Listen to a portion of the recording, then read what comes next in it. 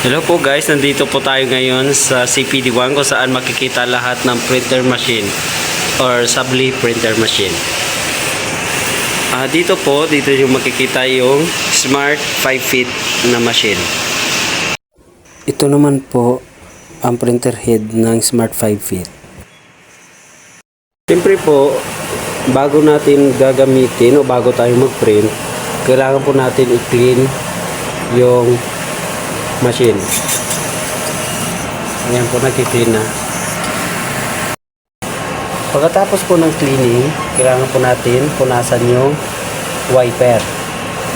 Tapos, pati na rin yun ang capping. Ito pala yung capping.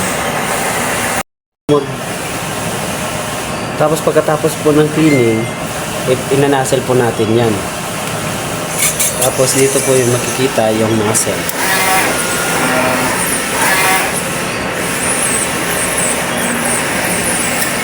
Ayan.